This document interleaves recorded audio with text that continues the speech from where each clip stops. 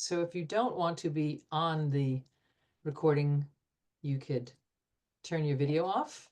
You can mute yourself. We will mute you anyway, but certainly if you don't want to be seen, you can turn your video off, whatever you like. Anyway, welcome. There's a couple more people coming in. So everybody, hi, and welcome to our Tech Labs, Winter Tech Labs. Some of you are new. Hi, Pat. And some of you are not. Some of you are very familiar with what we're doing, and some of you know Pam Doran as well as I do. Pam's been doing this with us for 8 years through the Rojan Library. Now it's through the Mid-Hudson Library System. So all libraries are invited to come. This is our last Zoom of the season, but we do have an in-person Tech Labs, if you will. It's going to be a walk-in clinic at the Rojan Library on Route 22 in Hillsdale. And it's basically come as you are. It's come with whatever questions, whatever needs, whatever you think you need in the technology world. We will be there. Pam and I, a bunch of other people will be there to answer your questions. We don't necessarily fix hardware, but we'll certainly answer questions that we can, and we can do that. So come, it's the 23rd. It's a Sunday afternoon at 1 o'clock. I think Pam, you said it was the 23rd, and I will check that for sure, but that's our next Tech Labs. It's an in-person one. This is our new thing. It's something we've never done before, so please come with all of your questions. Nothing is too small or too out there. We can try and figure it out for you. So that's the next one. As I said, Pam's been doing this with us for 8 years. She is our tech guru.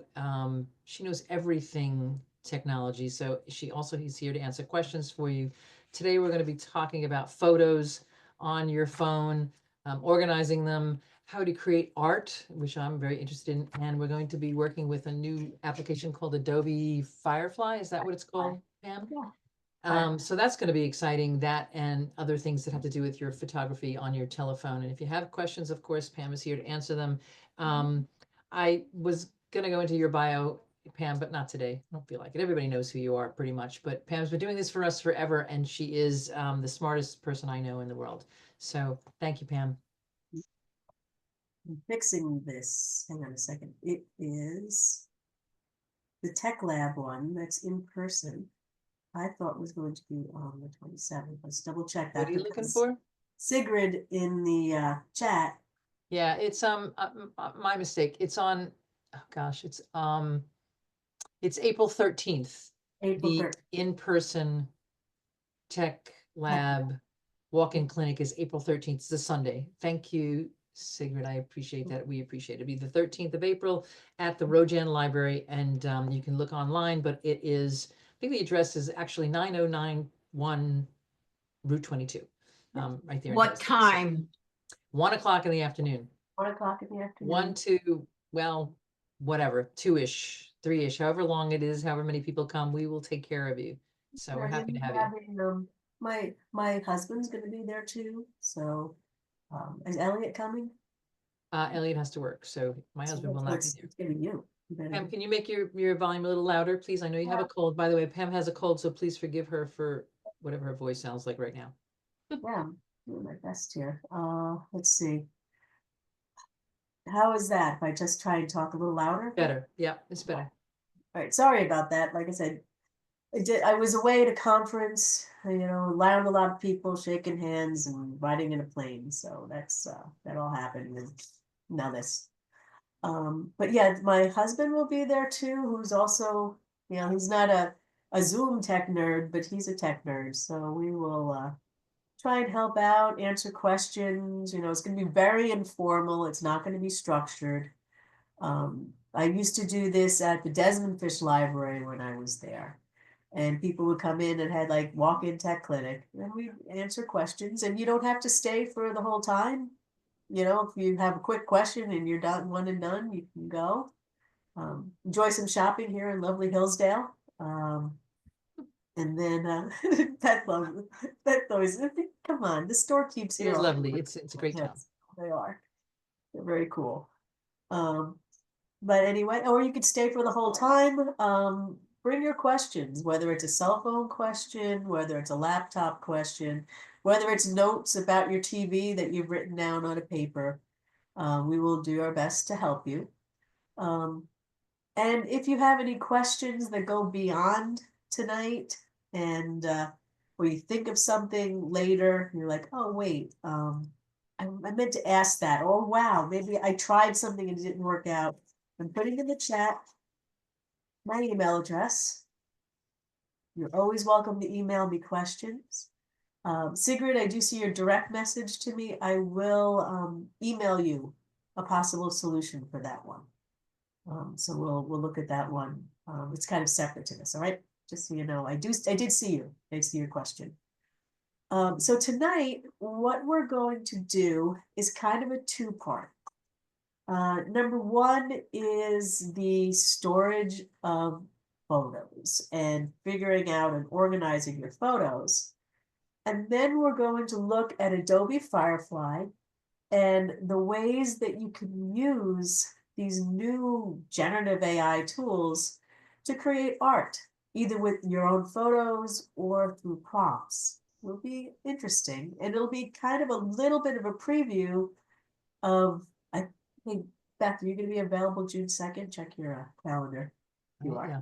All right. So this just in. The ChatGPT day at the Rojan Library will June be 1st, I think. June 1st. Yep. All right. So Beth and I will be there in person. And we're going to start off with discussing what is Gen AI. We're going to see a hint at that tonight. And then we'll have a workshop where you can play with it. So if you're already using Gen AI, and you want to become better at prompting, it's for you. If you're curious and you're wondering why everybody keeps talking about this, why is it driving the stock market, all of these things, help to learn.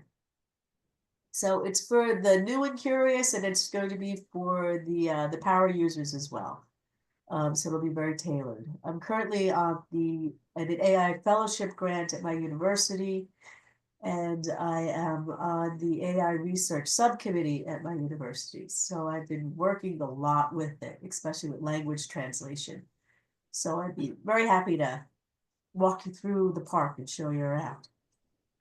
So in the chat, I see Susan in here. If you don't mind, could you, if you have any direct questions about the storage of photos on your phone, the organization of it, is it on your laptop, your phone? I'm going to answer those targeted questions as they come up, and I take breaths of air. So if you have any questions at all that you want to cover, please put them in the chat, and I appreciate that. Okay. So the number one thing with photos is the majority of our photos are taken with our cameras. We click, we take pictures of with our cameras. And cameras do not name the file names well. If you look at them, a lot of times they're IMG underscore and like a long number, IMG underscore, the next long number in the series, and you end up having this whole huge list of photos, and it's really hard to tell what they all are if you just happen to go into your files and say, oh, it's all these IMGs, or I don't know what to think about all of this. So there are ways on your computer where you can force it to show you how to look at those pictures to make it easier to sort. So I am going to share my screen. Hold it.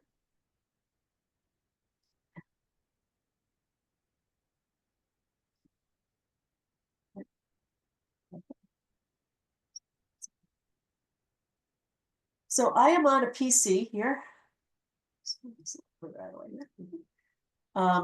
And on PCs, there is a folder. It looks yellow. It's called the File Explorer. If you can't find that on here or off to the side, you can always go here into the search and type File Explorer. And it'll bring it up. And you see it looks like that same yellow folder I was just showing you with the little blue clamp on the bottom. If we open that, that's how you could see all of the files that are on your computer. This is kind of called a root directory, the place where all of your stuff lives. And they do make it easier than they did in the past. You'll see here that folders are named, and there's one called pictures. Computers will, if you back up it or if you connect your phone to it, they will sort your documents and place them into this pictures folder. Now here I have a few sample photos for us to work with today. There's a couple headshots here, some robots, some scenes here. And many times you don't see the images like this. This is what I like to see.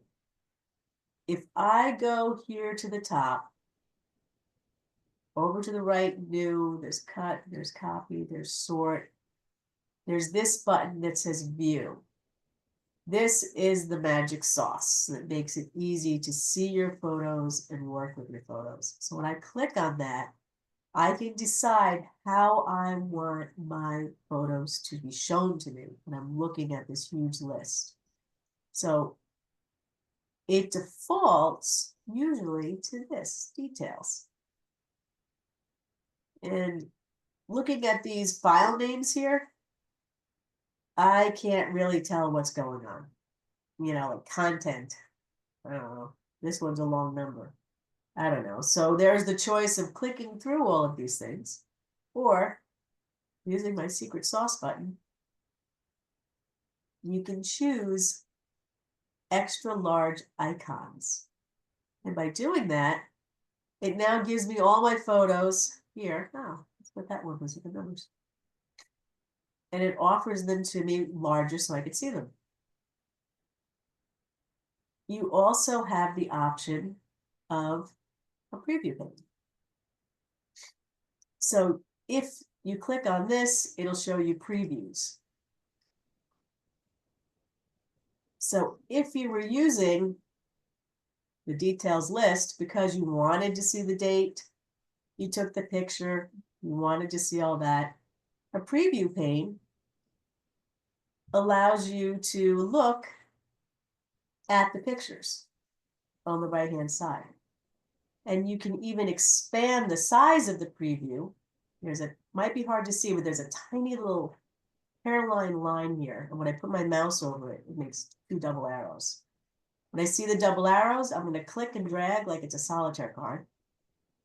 And I can make a bigger preview page if I need to. So if you have 2 similar pictures, you can decide which one is the better quality picture and which one you want to delete. Well, I guess I needed that for a headshot. Okay. So here, this just says it's a picture of a part. Well, for going forward, I want to make sure I give this a better name. So I'm going to go here, click on it. And if I click on it just once gently, you see how picture of the part is now highlighted and there's a white box around it? That means I'm able to rename this file. So I'm going to call this some microphone or a radio. So that makes it better for me. Let's go back to this one that was numbers. Not this one. This one was numbers. Okay. So if I were to try and reuse this or use this image for art, I'm going to right click on it and I'm going to say, Pam with coffee in front of desk. So instead of using that computer generated name, I can use this to understand what I'm looking for. So if I wanted to then email this picture, or if we're going to do it a little bit, create art with this picture, I will be able to see the previews like we were seeing before. I'll only see the name. So I have a choice of taking out the pen and paper and trying to write down that long number, or by renaming I can organize them. Another tip that you can do for organizing is creating folders in your pictures area. So I'm going to show you how that is done. Here's some examples of folders here.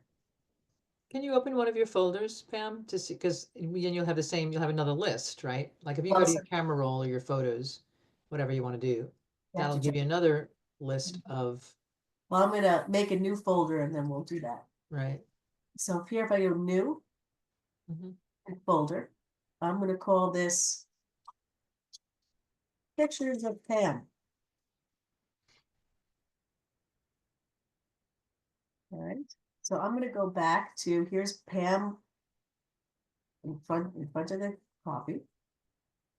So now, instead of just clicking once, which is what I did to rename it, I'm going to click and I'm going to hold the button down, and then I can drag it up and place it into the folder.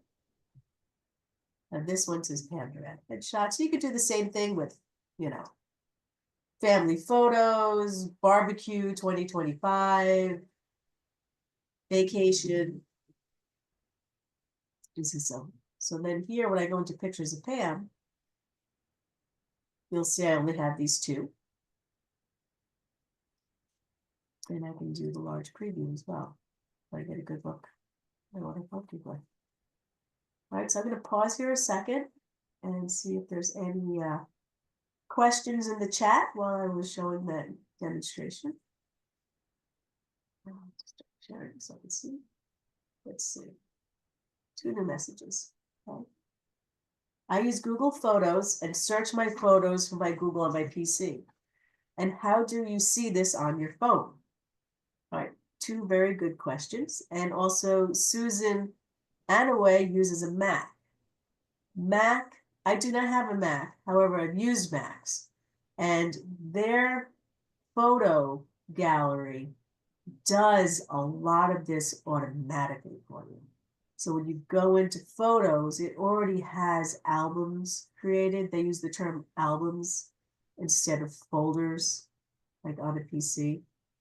And since I don't have a Mac on me to demonstrate this for you, Susan and anyone who does have a Mac, email me at glorypam@gmail.com, and I have a wonderful video for you that goes through it step by step, how to organize on a Mac. And I will send it to you. If you have any questions about that video, let me know, and I'll walk you through it. But Mac, there's a reason why you pay a little more money for a Mac, because it does do a lot of things beautifully and with automation. Also, if you have an iPhone, because of the iCloud, it automatically can back up to your Mac and it syncs them together. And Marie is affirming that. She also has a Mac, and she says her albums come up and they are grouped. Yes, and Barbara asked if I could send an email again, and I will. I'm going to put it right here in the chat again. It's glorypam@gmail.com. Glory was my mayor many years ago, so Glory Pam, we're still together. Gmail.com. And let's go a little further back in the chat. Beth said that she's used Google Photos to search for your photos and items on PC. I also use Google Drive for my photos and for the items on my PC. The other option that I use is Amazon Photos. Amazon Photos, if you are an Amazon Prime member, you can get the Amazon Photos app on your phone, and they give you free, unlimited storage of your photos. So that is my primary way to back up my phone's photos. They do not give you unlimited for videos. It's only for the photos. You have to pay them a little extra money for videos. So because I'm cheap, I let them back up my photos, but then I will, send my videos to my computer and store them there instead. So those are the the main ways for organizing your photos. The next thing I want to show you here on the PC, and this also exists on your phone, and also on your tablets, your Macs. If you search for the word storage, and I'm going to share my screen again, because photos and videos are so large, you can see that window that came up, right? Yeah. Right, and just it says File Explorer, Quick Searches, and I can't tell if it's sharing the right screen. Thank you. Okay. If you type the word storage, you can see here, it gives you options of storage settings, manage storage spacing, turn on storage sense. So if I go into storage settings, oh, sorry, excuse me, wrong one. Storage.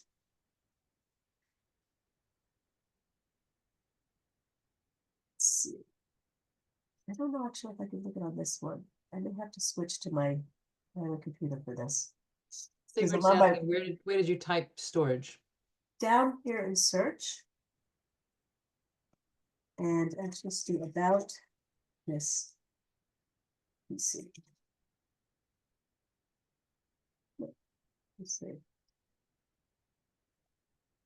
There we go. Let's see something, because I think I will turn on my other laptop for this. I'm using my work computer, and I think IT has turned off the ability to see the storage.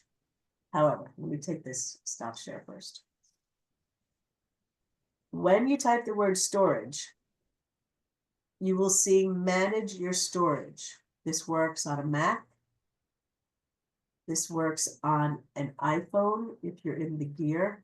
You click on it, and it shows settings. You type storage. Same thing with an Android. If you're in the settings, you search, you type storage. It gives you a temperature gauge showing you just how much storage you have available. And I'm going to get a screenshot of that.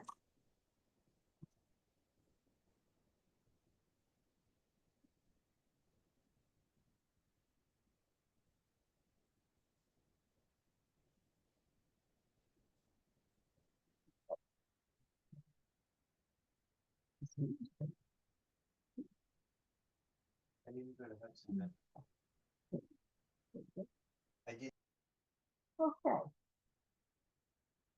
So here, let's see, storage right here. Okay. That's Windows 10 help. This one. Okay. So when you are open this new tab, there we go. Okay, so when you type storage, you will end up getting a window just like this. You'll have storage here, and you'll have a bunch of temperature gauges here that show you how much you have left and how much you have free. It'll also show you segments where it'll show green for photos, apps, items. And you click on those segments, it'll show you just how much of your storage is being eaten up by photos. And Mac has the same thing.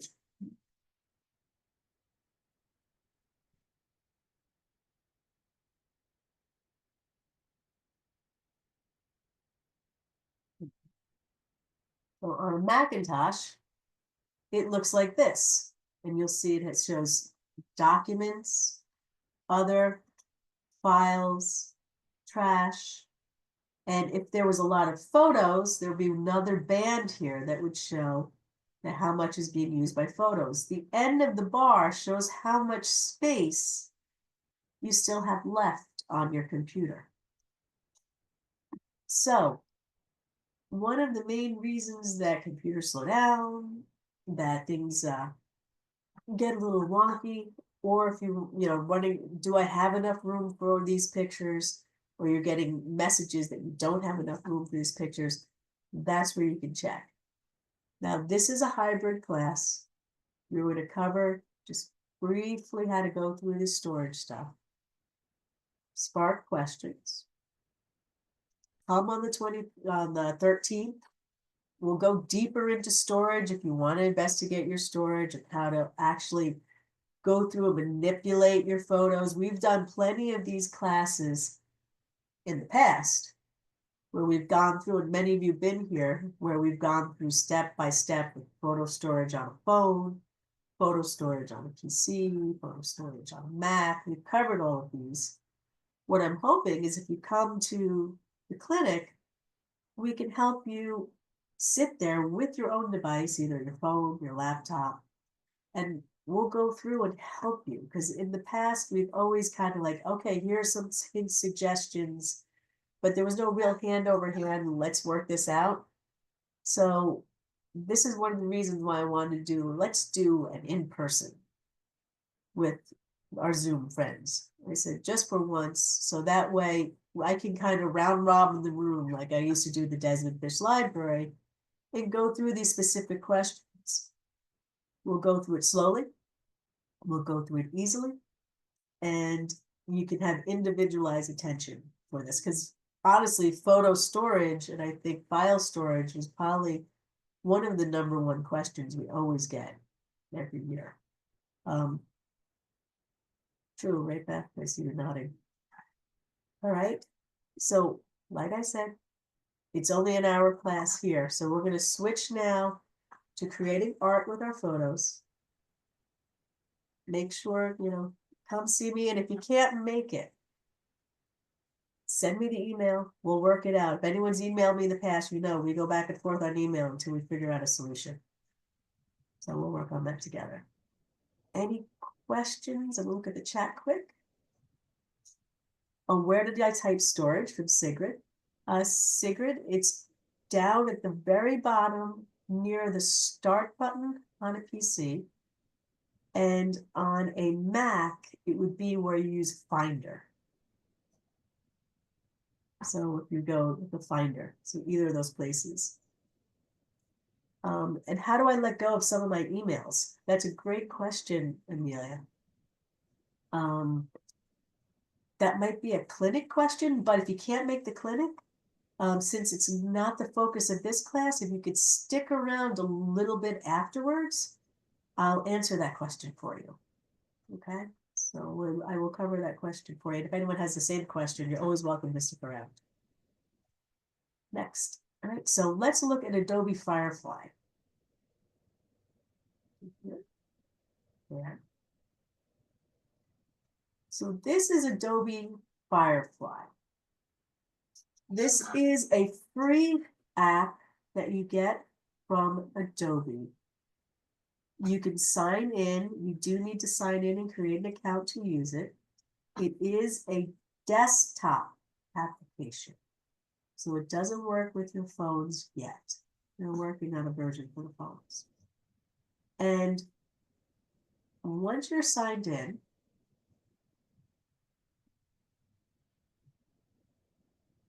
it gives you the option to create art with your words. So let's play a game here. In the chat, someone please give me an animal. And Beth, if you don't mind writing, yelling them out for me, because I can't see the chat. A lion. Let's see. Okay, create a lion. All right, someone tell me an art movement or style. Art Deco. In art, deco, style. Right, what is the lion doing? Eating Is it a eating? rabbit. Eating a rabbit. Ooh. I don't know. All right, let's in case there's vegetarians there, I'm going to change this to an apple. Okay. We don't want to make it gruesome. Eating an apple. And where is the lion eating the apple? What place are they located? Times Square. Times Square. I love this. Okay. So this is what we call a prompt. And I'm going to hit the word generate now. And what it'll do is it'll start creating artwork based on our choices.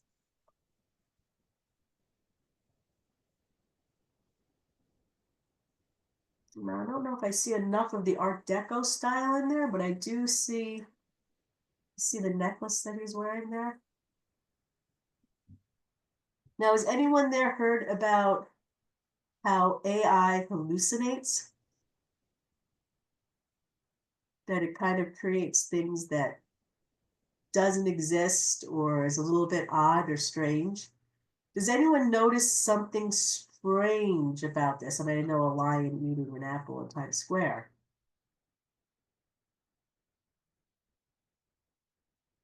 Did you see the Is it the hands? paw? Yeah, you see the paws? A Looks- lot of time. Go ahead, what were you gonna say? It looks like a hand. It does look like a hand, but this looks like a monkey's hand, right? Yeah. This also kind of does, I mean, they look odd in a way. So that is a thing with generative AI art that you look at it sometimes and you wonder, is this true or not? I mean, at first glance, these look pretty amazing considering the amount of time that it took to create it. All right. So what I'm going to do next is I'm going to create a different one. But if you see here what has the word image, I am going to, let me see if I can add, let me see, let's make this a beautiful day in a library in Hillsdale, New York.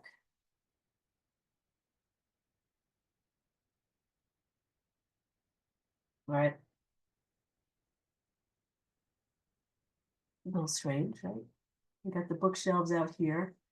This kind of has like a Hillsdale kind of feel to it.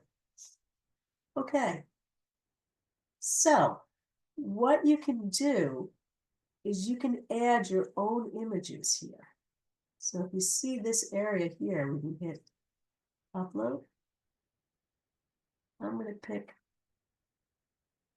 this Doran headshot here. Open.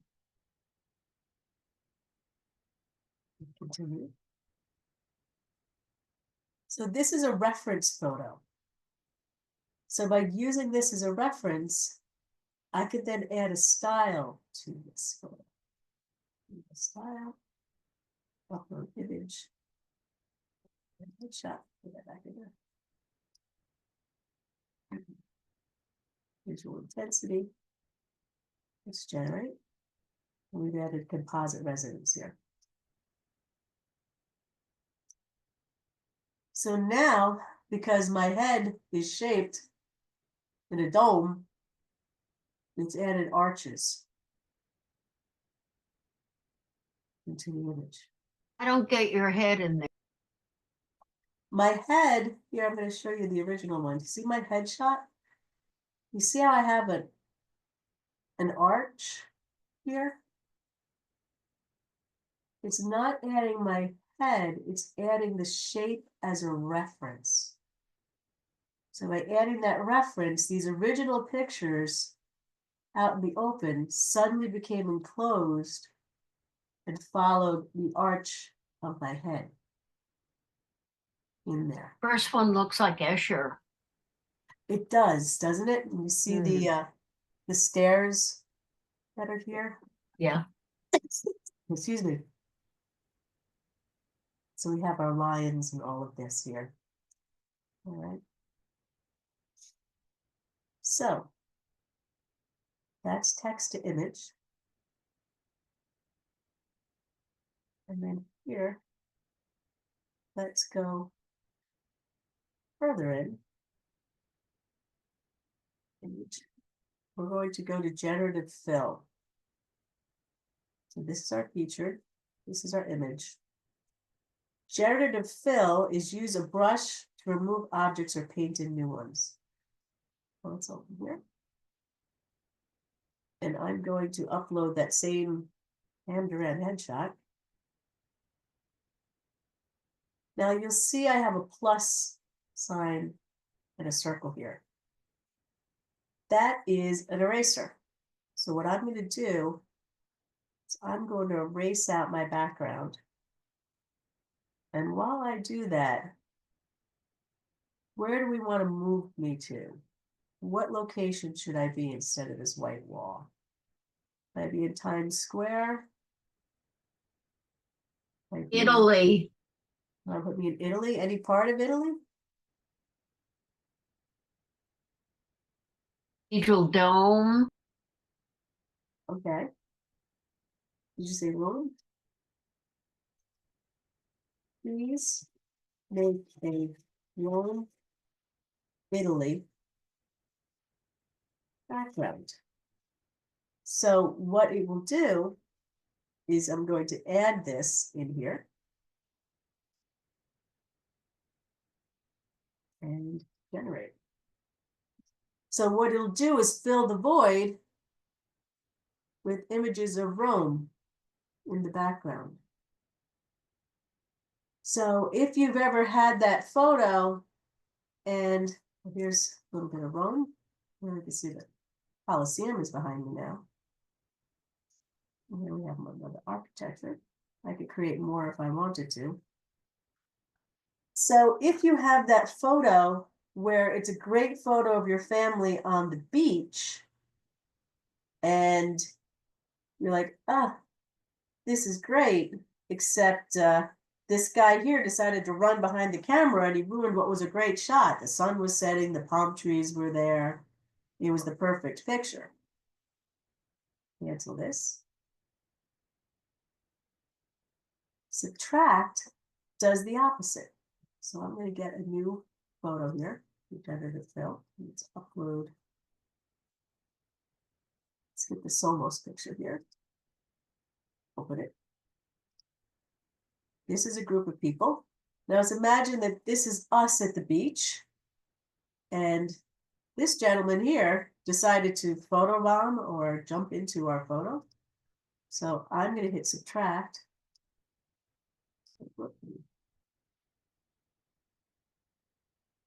Let's make this a bigger size.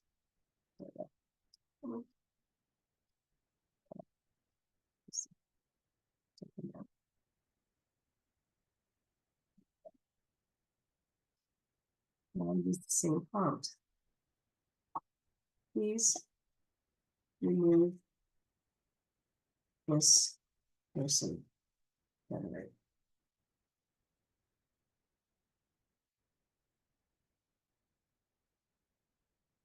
It will take a moment, and then what it'll start doing is it will erase him. And you see how it kept the banner, the chairs, all the things that his body was blocking has now been removed.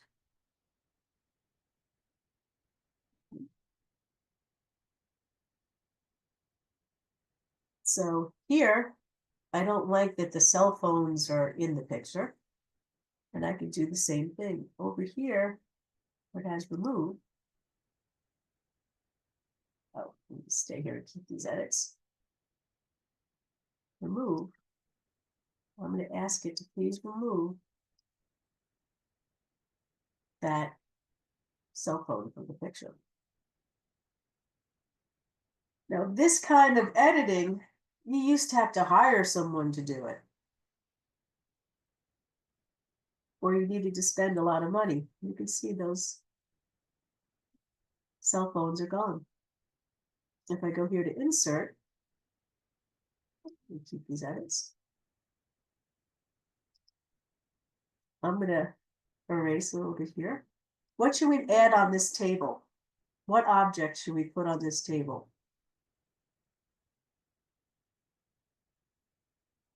donuts.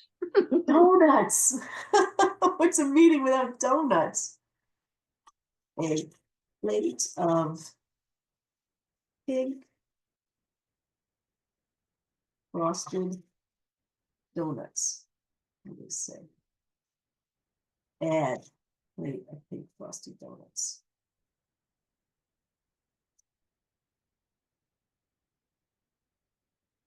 We'll wait for it, and then the donuts will show up. There they are. So, and you'll see the angle is correct. The shadows that exist match. It matched the frosting of the donuts. And if I'm not sure I like those donuts, I could choose different donuts. This one pops them up a little better. Those look like they're less delicious than these donuts. So I am going to next, let me keep these here. They have an expand photo button here. If you click expand, you can drag the photos and say, I wanted this to be a bigger photo. And then select generate. It will try and imagine what the rest of the room looked like and make it a larger photo. So if you have a photo that's beautiful, that you like of your, oh, we added some people in there. That's kind of wild. You can see it expanded it out. We changed it, framed us with donuts. This is probably the one I would pick out of the three.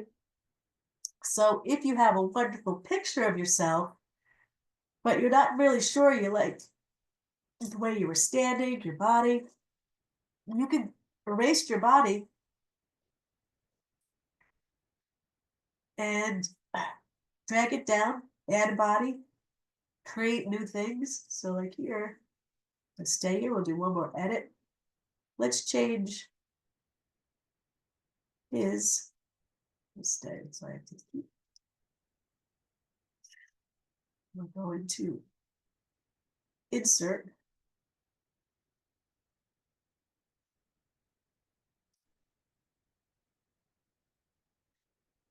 Please change his suit to a chef costume.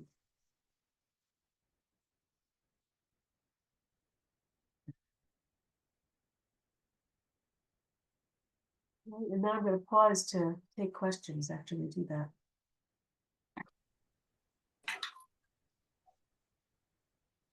But, well, he changed his suit because he does look like a chef.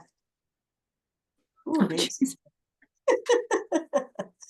Slimmed him right down. Right down. So there's a lot of possibilities there. Okay, so I'm going to stop sharing there for a second. So can some of this be done with AI too? Through AI? This is AI, but Oh, this, but using like certain AIs, like the first AI I did where we were looking at lions and we were creating scenes with our words. You can, after you create one of those, you can paint out and add things in here and adjust. So in the past, doing photo editing or adding filters or changing objects or editing your photos, you needed some high-end stuff, very specialized skills, the ability to blend, create light. I mean, it really is an art to do Photoshop the way they've done for, since Photoshop came out, over 30 years ago. But now with these generative AI tools, you can do these kind of edits very quickly, very easily. I mean, we've done classes in the past where you could add filters, warm things up, crop, edit, change. But adding is a whole new world of options and things to try. okay. And Firefly is cloud-based. I will put the link in the chat for you so you can try it. So it'll work on a Mac, it'll work on a Chromebook, it'll work on a PC. The way they run it is it's token based, so you can use it for free. And every time you do an edit, it kind of takes away a token until you zero out. Then when you zero out, you have to wait to the next month in order to use it or play with it or try it again. So Okay? when you did the picture of the lion, then could you have also generated a description? Could you have asked it to describe? Yes, and the Okay. bigger you get with your description, including dig deep into your art history knowledge. Mhm. So think about movements, styles, mediums. Where is the light coming from when you're describing it? What is the mood you're trying to create? So like our lion was a nice picture of a lion, but it didn't really elicit emotion from us other than that hand looks weird. But if you wanted it to be something inspiring, if you wanted it to be something pensive, if you wanted it to be something that was celebratory, use as many adjectives as you can as you're describing this picture that you're imagining in your mind.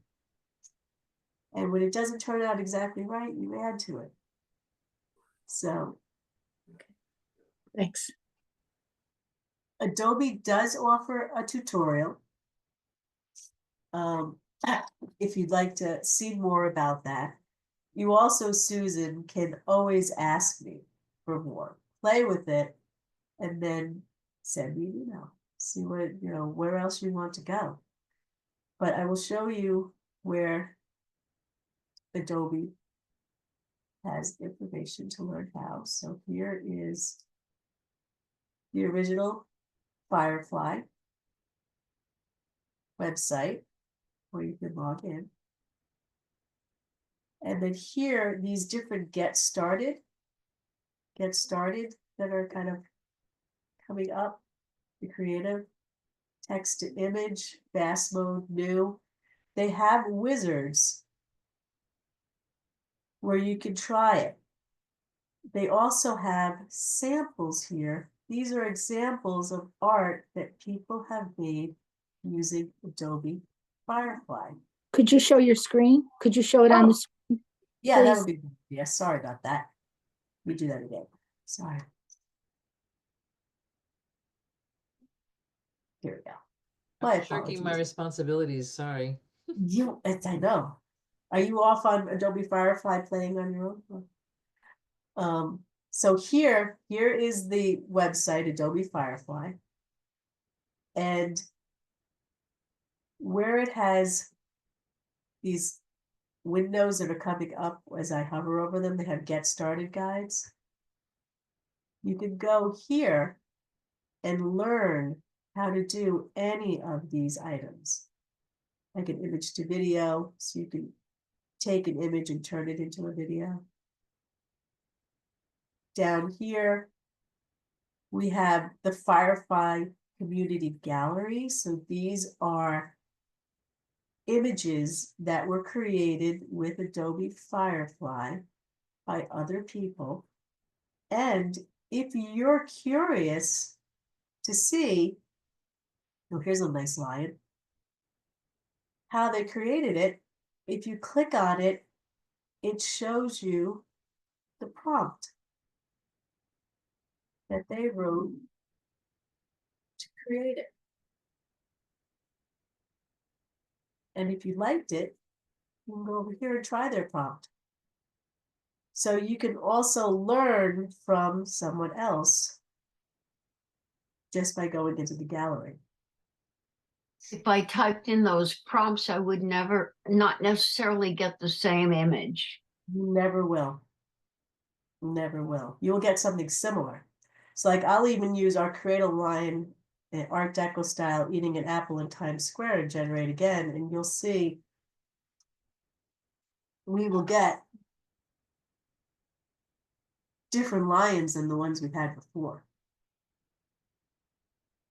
Different apple. And he still has an apple. So let's say, instead of Art Deco,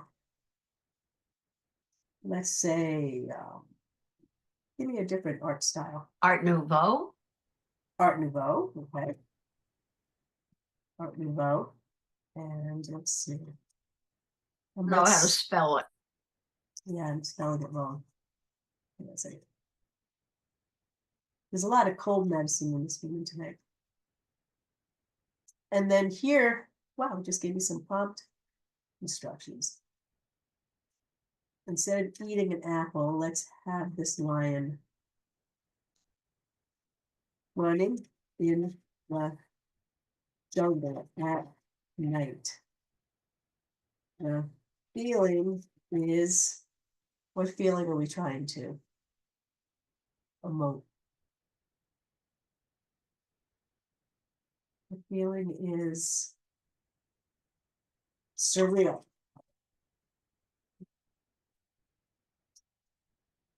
Let's change our line up a little bit in a different style.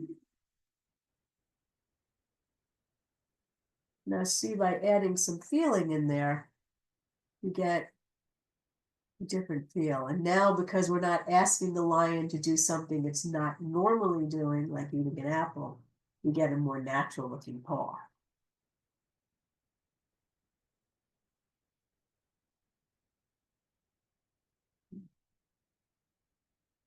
Okay, A lot more So- intense.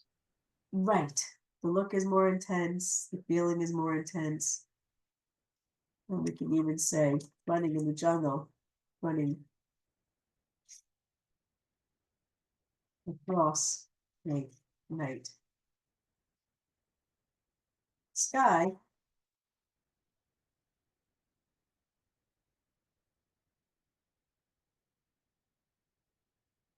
The lion with wings.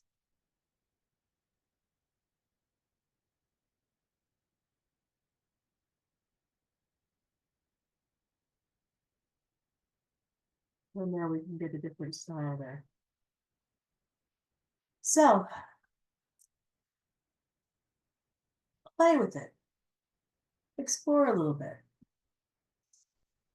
Let me stop sharing a second. Didn't ask for wings, but it gave it wings. Oh, I did ask for wings. Oh, you did? Yeah, I Okay. did. I said flying across the sky with wings. Oh, got it. So play with it a little bit. Think of the images that you used to, like before when I was painting out the walls, getting rid of people. Imagine how easy it would be to create a holiday card using this.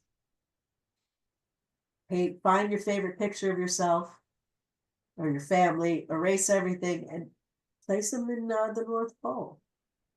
You know, place them somewhere at Easter, paste them in a Diwali festival. You know, your holiday pictures can go to a whole new level. And another thing to consider too is also recognize how easy it is to make those edits. So as you start seeing things, as we kind of switch gears and put our cybersecurity hat on, look very, very carefully at your photos that you see either in the news or in media or social media, and look very, very critically at them, like we did with the line. Is, you know, if someone again is trying to make you feel nervous or trying to, you know, make you feel uncomfortable or angry looking at a picture, take very, very close looks at the picture. You'll see just how easy it is to edit them. Pam, Wendy has a question on the chat about what do you do when you start to run out of storage on your phone and the best way to transfer to your PC? That's a great question. There are two questions, actually. There are two questions. Okay, there's a couple of methods you can use for that. One is getting apps. So either a Google Drive app or the Amazon Photos app, you know, or using the iCloud and using that to offload those onto the cloud servers. Once you've done that, you can get the same application on your PC. So you can go to Google Drive on your browser. You can go to iCloud.com. You can go to Amazon Photos. And from there, you can download onto your local PC or your Mac. And once you've done that, you have a local copy. It's on your computer. You can move it to a flash drive. You can move it anywhere you'd like it to go.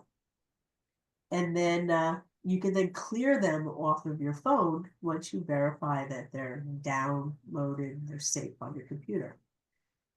Another option is if you check Amazon, they make special flash drives that you could just buy and they fit on that charging port of your phone, and you can plug them in, and your phone will recognize that it's a USB device, and the screen will say, do you want to transfer files? And you can do that, and then you have it on a stick.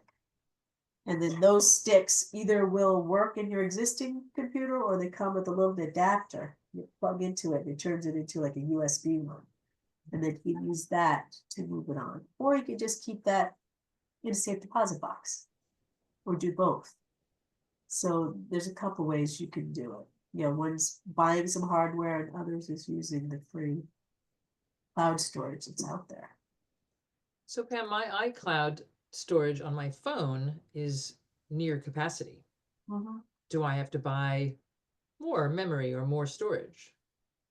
That's a personal choice. You can if you want to, or you can go to iCloud.com and you log in with your same, email address and the password that's, associated with your phone. And start And deleting. Start deleting, start downloading if it's a precious one, and delete. Look for the videos first, because those are going to be your biggest files, and take them down first. And just maybe moving like 6 or 7 videos could open up a world of space for more photos and Do you such. download them to your PC? To your PC, your Mac, you could do that. And then once you've done that, you can put them to Google Drive or somewhere else. So you can still access them from your phone. You just won't access them from the photos area. You'll access them from your Google Drive app. Ah, okay. So you can still show them, but then they're not taking up the space on your phone or your iCloud or forcing you to buy more storage. So you're looking at your photos through a different application on Right. your phone. Okay. Right. So once you moved it, then you could take it off the iCloud. Google Drive also has a limited amount of space where they'll start charging you. So I kind of compartmentalize and move them into different storage areas. And keep in mind too, enjoy your days. Sometimes if you think about it, you take so many photos on your phone. There's not enough time in your life to look back at all the photos and the videos that you took. And the world's a lot prettier, full screen, than that size. So. Was there a time mentioned for that June 1st gathering? June 1st would be the same time, 1 o'clock. 1 o'clock, It's and not that's right at the library? Yep, that's at the library. We're gonna, go deeper into, what generative AI could do. And this is, like I said, this is kind of a taste night because there were 2 really strong topics and it was kind of like 50-50. Some wanted this, some wanted that. So we said, let's divide it. And then on the 23rd, we could fill in the gaps and make it an individualized one. And again, if you add that 20, keep calling the 23rd, it's the 13th. I apologize for that. 13th of April. 13th. So on the 13th is 13th, our walk-in clinic. walk-in clinic. So Like I all of said- these questions that you might have today about photos or cameras on your phone or storage can also be answered then as well if you have more than what we covered today, because we did go over more AI generative photographs today. Mhm. So if you've got more, we've had lots of classes about photos and how to take better ones, how to store them, how to do all these different things with your photographs, because everybody wants to know about how you deal with your photographs on your phone. Bring them to the walk-in clinic. Great. Great And to if have you want to try any of these tools, it felt like a lot for one class tonight. pop in, bring your photos, and we'll walk through and explore some more different ways that you can create art. You know, so we'll cover a lot of things here. But I did want to give you just a little taste of both, a little bit here, with the idea that for once we'll get together in person. I've been doing that actually at the North Chatham Library. They've been bringing me all the way out there to do a couple in-person things, and it may be like kind of long for the people I've been seeing on Zoom, I think, since long before COVID. So it'd be nice to see you in person. So okay. So like as always, I'm going to be the last one here and out the door. There was a question I was going to answer. Amelia had asked about letting go of some of the emails. You're still here, Amelia? Can you tell me what don't email think client? I'm here. Oh, there she is. What email client are you using? What email, what? Are you using like Gmail or Yahoo? Gmail, yeah. Yeah. Okay. I'll give a brief tutorial on that one. We've done a lot of clinics in the past on Gmail. Are you using your phone or your desktop, or do you use it on both? A desktop. Your desktop. Okay. So I am here. Let me share my screen. This is Gmail, where I am here. Okay. Now, one of the things with Gmail is it likes to create these tabs.